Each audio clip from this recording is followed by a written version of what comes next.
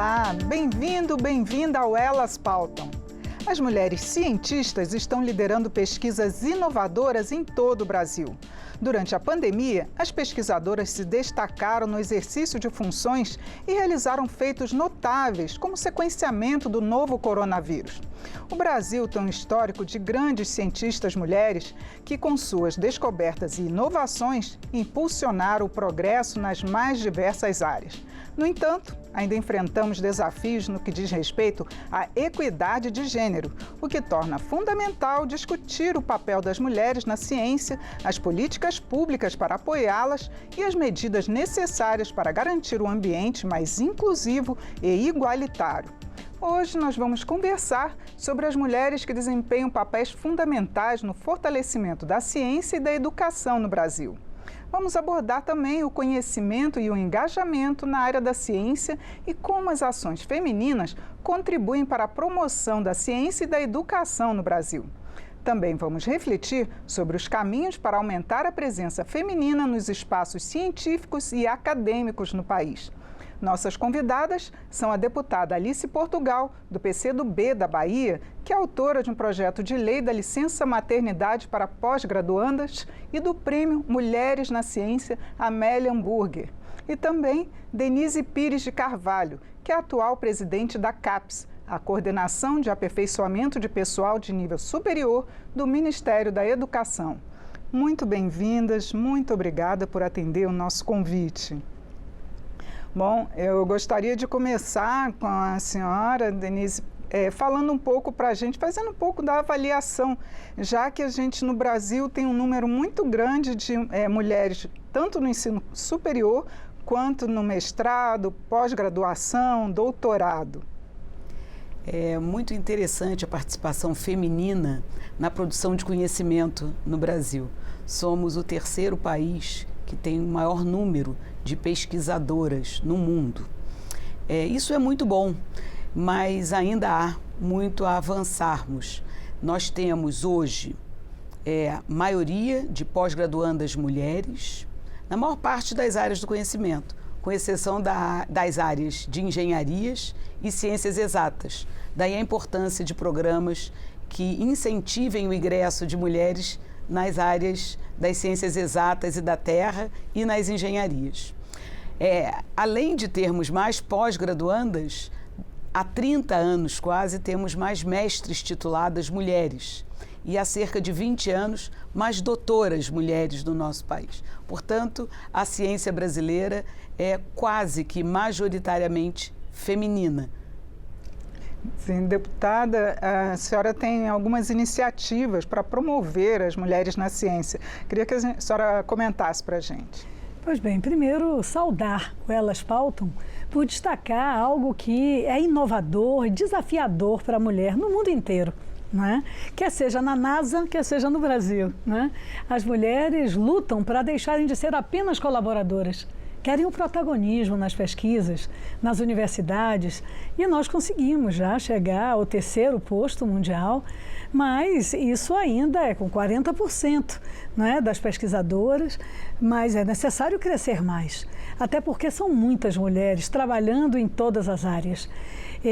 Os projetos aqui na Câmara refletem as necessidades que nós vamos verificando dos laboratórios na vida concreta, no trabalho da CAPES, né? E uma honra estar aqui com a professora Denise, que é, sem dúvida, uma das grandes incentivadoras da mulher na pesquisa e da pesquisa no Brasil. Né? Hoje, a pós-graduanda já tem o direito à extensão da sua bolsa caso engravide, adote, ou mesmo o homem pós-graduando, na medida que se torne pai, ele também tem acesso a um benefício de não perder. Mas a mulher perdia muito a bolsa, deixar uma alta especialização, porque engravidou é uma punição, ou seja, dar à luz lhe remete a sacrifício ou a felicidade. Então nós conseguimos aprovar nessa Câmara e ainda a presidenta Dilma sancionou, é lei. Né?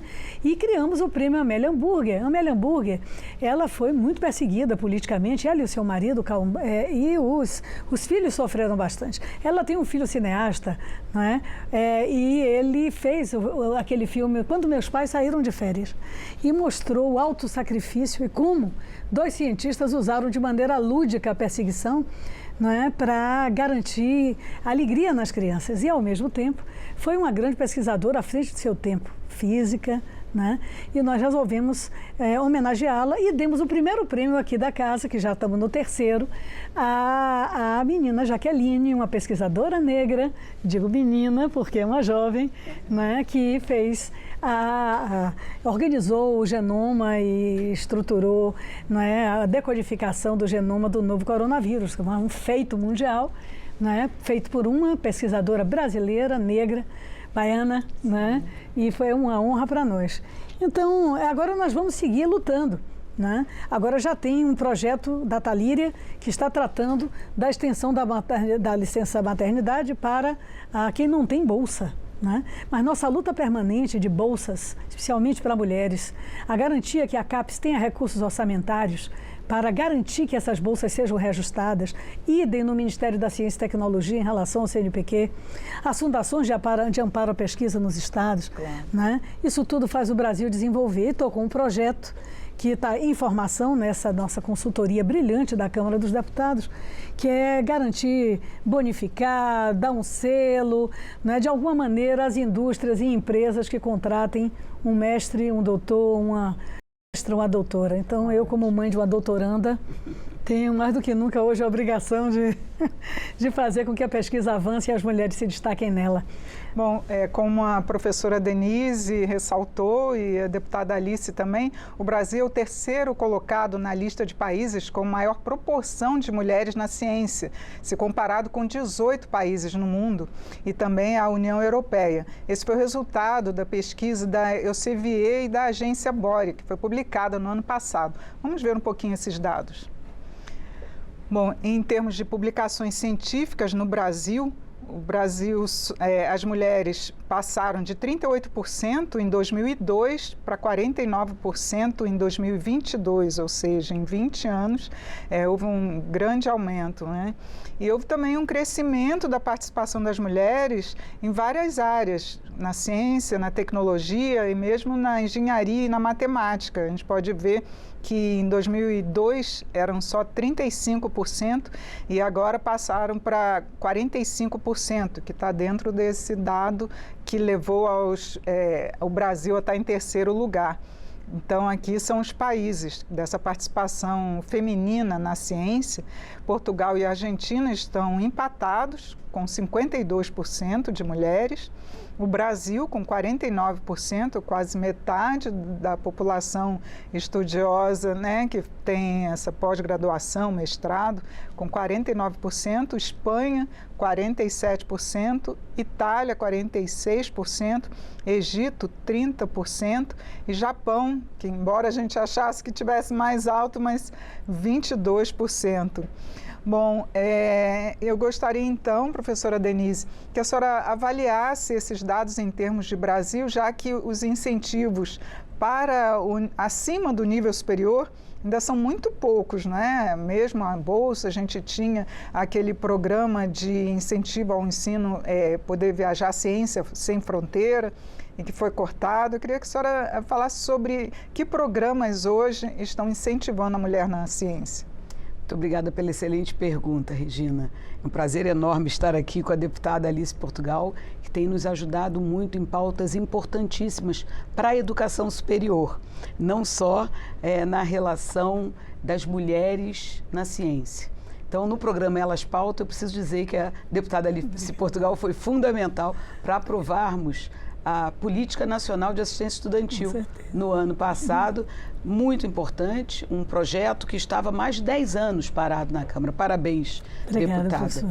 É muito importante nós salientarmos que esses dados, eles refletem não a potencialidade das mulheres na ciência no Brasil, porque nós temos áreas do conhecimento nos quais há mais de 60% de mulheres na pós-graduação. Quando nós olhamos pesquisadoras, 49%, se a média nacional de pós-graduandas é de 54%, está claramente havendo um efeito que nós chamamos de efeito tesoura, o efeito teto de vidro.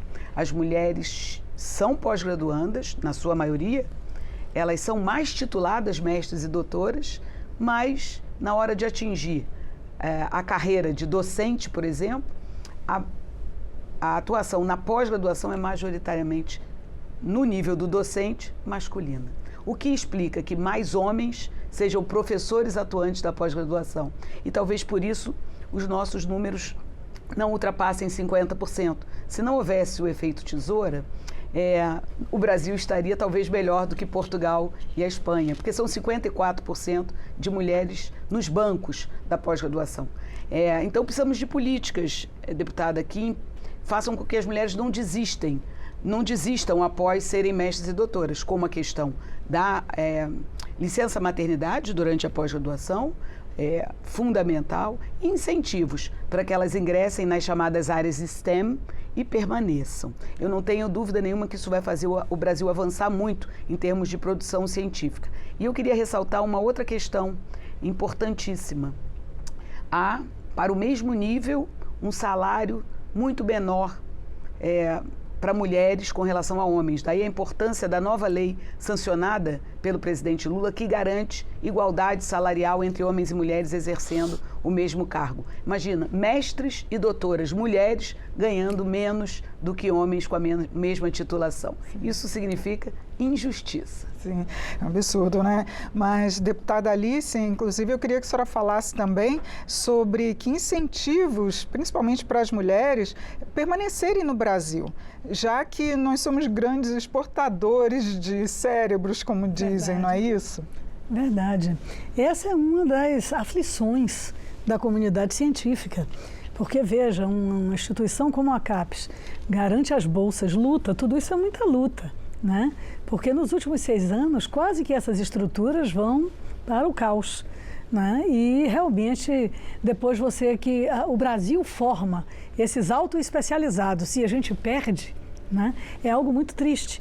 Então, eu acredito que, do ponto de vista de um projeto nacional de desenvolvimento, é fundamental que nós possamos incentivar a entrada desses autoespecializados, não só nas universidades e nos institutos de pesquisa, mas também na vida concreta da economia nacional. Né? Então, as grandes indústrias, as empresas que tratam também do comércio, dentre outras áreas, onde essas especializações, esses mestrados e doutorados, levarão um valor agregado diferenciado. Então, é uma indústria. Olha, aqui tem X doutores. E quem disse que só deve pesquisar a universidade ou centro de pesquisa? Também é fundamental que, onde a vida prática ocorre, não se pare de buscar inovação. Né? Aliás, nós temos na central de patentes em qualquer lugar do mundo, né, invenções que são feitas fora também dos bancos universitários, mas tem autos especializados. Então, nós precisamos incentivar isso, por isso estamos trabalhando nessa direção. Mas é fundamental que, neste momento, incentivemos com mais vagas de concurso público que mulheres, e o uso da cota é fundamental. Né? É, sem dúvida, algo fundamental para que possamos ter mais mulheres nesses postos de docência, nos postos de pesquisadores e empresas públicas da maior importância no Brasil. Eu quero saudar as pesquisadoras da Embrapa, da Fiocruz, do Instituto Butantan. Nós estamos num mês em que o Brasil recria da sua estrutura industrial, né? O centro industrial de saúde cresce no Brasil com a produção de vacinas. A maioria dos pesquisadores aí são mulheres. São mulheres. Então, é preciso que haja orçamento, compreensão, que é exatamente investindo em inteligência que nós vamos usufruir da inteligência. E as mulheres estão prontas para participar. Bom, o Elas Pautam vai homenagear as cientistas brasileiras aqui. Nós só vamos mostrar algumas personalidades femininas, pois seria impossível destacar nesse programa todas as mulheres brasileiras que revolucionaram o conhecimento em diversas áreas. Vamos assistir.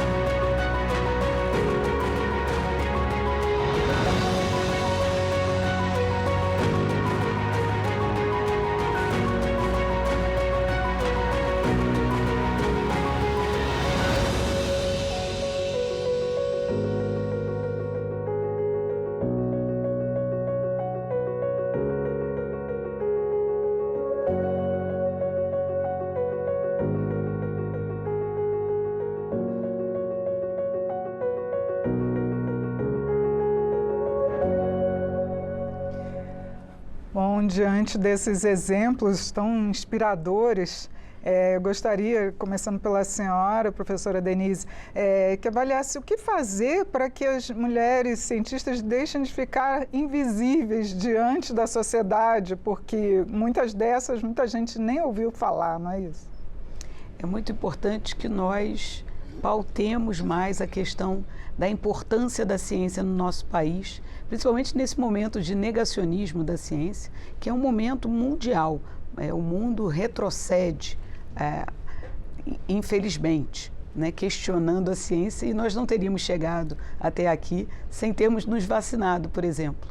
Né? A espécie humana chegou a esse número de habitantes na Terra devido às vacinas, devido aos antibióticos. Tudo isso nós devemos à ciência. A CAPES, no ano de 2024, criou um comitê permanente para ações de equidade de gênero e suas interseccionalidades. Então, eu queria parabenizar o programa por ter mostrado a diversidade das cientistas brasileiras em áreas do conhecimento, em etnia, em idade. Vejam, a ciência brasileira ela acontece há um pouco mais de um século. A pós-graduação foi institucionalizada há apenas 60 anos. É uma ciência muito jovem, mas já demonstra ser uma ciência inclusiva. Mas nós precisamos incluir cada vez mais mulheres na ciência para que possamos ter uma produção científica de acordo, fazendo o avanço da nossa sociedade, né?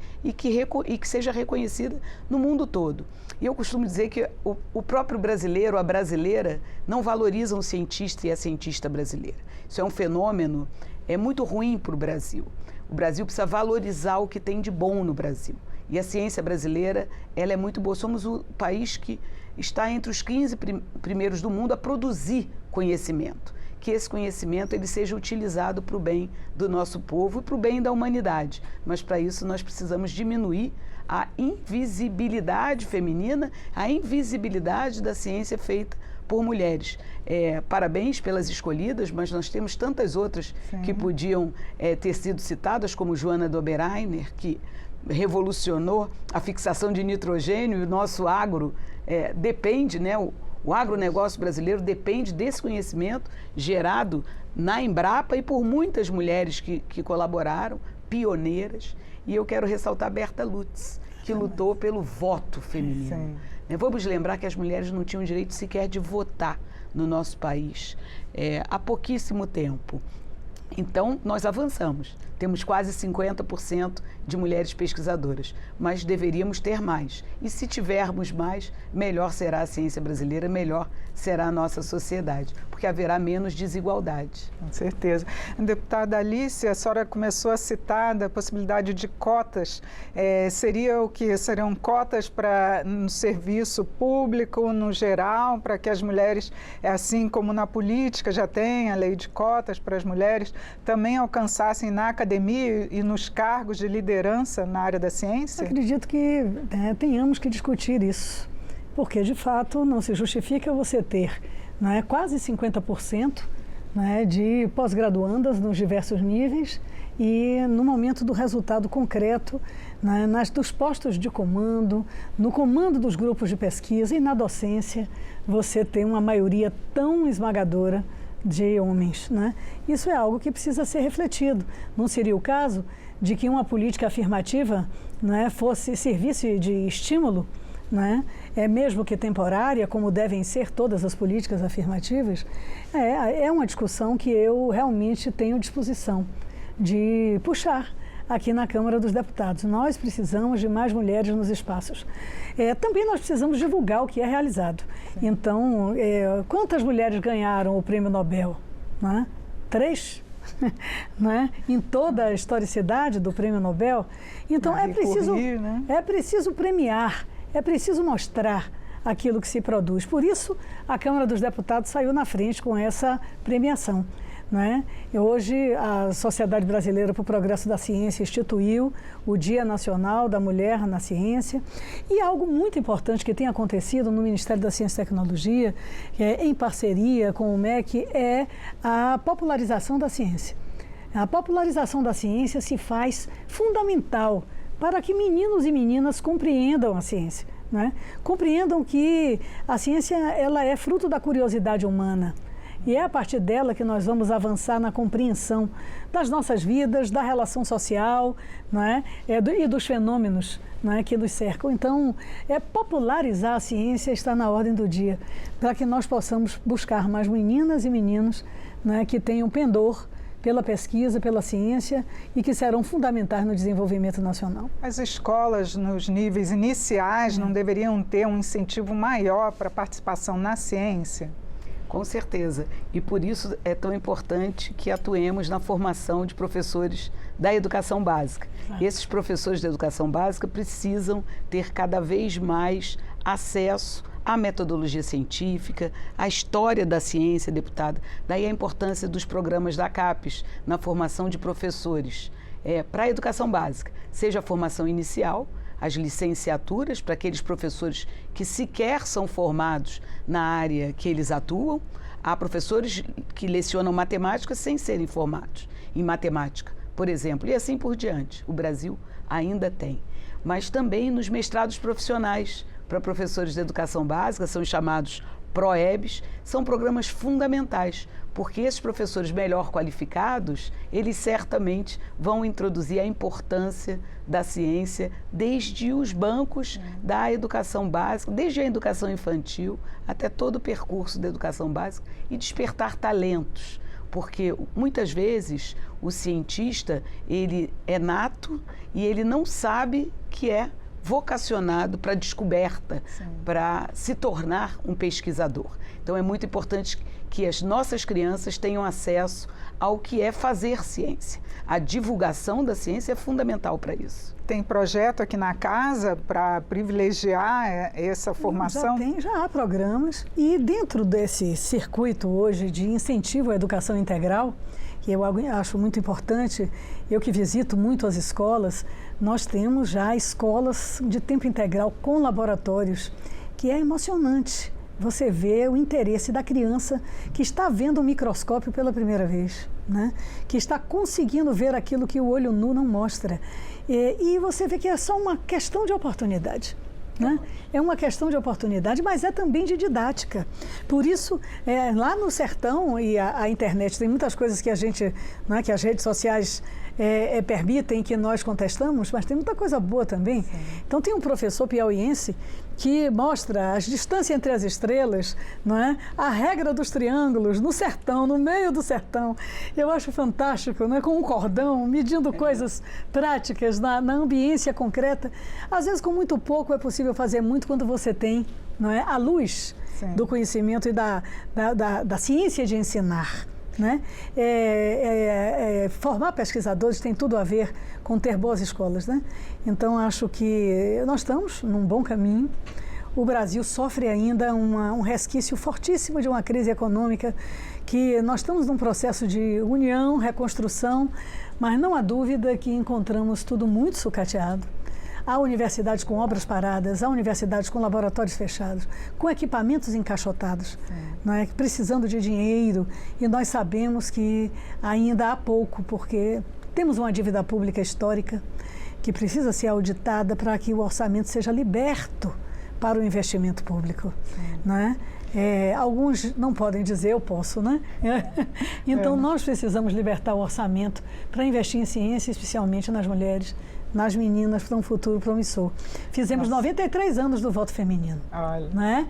Então eu quero ressaltar a Berta Lutz, que também foi deputada, cientista e deputada, né? E ela abriu muitos dos caminhos para que as mulheres na política possam ter esse olhar em relação a como é importante valorizar a mulher na ciência. Nosso tempo já se encerrou, mas eu gostaria de uns 30 segundos das considerações finais das senhoras. Por favor, professora, e também cientista, Denise. Eu queria ressaltar a importância da Câmara para os projetos que nós, no Executivo, queremos implementar, agradecer o apoio da deputada Alice Portugal, de outros parlamentares que, como nós, sabem que não há saída para o Brasil a não ser através da educação, e de uma educação de qualidade e da ciência. A ciência vai definitivamente liberar o Brasil dessa sina histórica de ser uma colônia de exploração que só exporta commodities, que nós passemos a exportar também alta tecnologia. E o que eu tenho a dizer? Que as mulheres rebelem-se contra qualquer opressão, quer seja da violência comezinha do cotidiano até o impedimento de que ela tenha brilho em relação à sua atividade profissional. É necessário se organizar, os pós-graduandos e pós-graduandas na sua ANPG, não é? Os professores nas suas entidades e sempre fazendo essa ligação entre ter melhores condições de trabalho, mas ao mesmo tempo entregar o melhor de si para a sociedade. Então, é muito importante essa temática. O básico nós temos garantido, né? A luta por bolsas, a garantia da assistência estudantil para que o pós-graduando possa alimentar-se, né? Transportar-se. Hoje é lei, a professora Denise ajudou muito ainda como dirigente, secretária do ensino superior, a formatar o relatório final, que eu tive a honra de ser relatora da assistência estudantil, incluindo o pós-graduando. E não há dúvida que proteger a mulher no momento delicado da maternidade para que ela não perca as oportunidades. Isso está feito, mas temos que fazer muito mais. Bom, eu gostaria de agradecer a presença das senhoras aqui nesse mês de março, o mês da mulher, que a gente também possa falar desses avanços na ciência e o que a gente ainda precisa mais a conquistar. Obrigada. Muito obrigada. Eu conversei sobre a participação feminina nos espaços científicos. Foi com a deputada Alice Portugal, do PCdoB da Bahia, e com Denise Pires de Carvalho, atual presidente da CAPES, que é a Coordenação de Aperfeiçoamento de Pessoal de Nível Superior. E você também pode acompanhar o Elas Pautam pelo YouTube da TV Câmara. Siga as nossas redes sociais, Instagram, Twitter, TikTok e Facebook. Eu sou Regina Assunção. Agradeço a sua audiência. Até a próxima.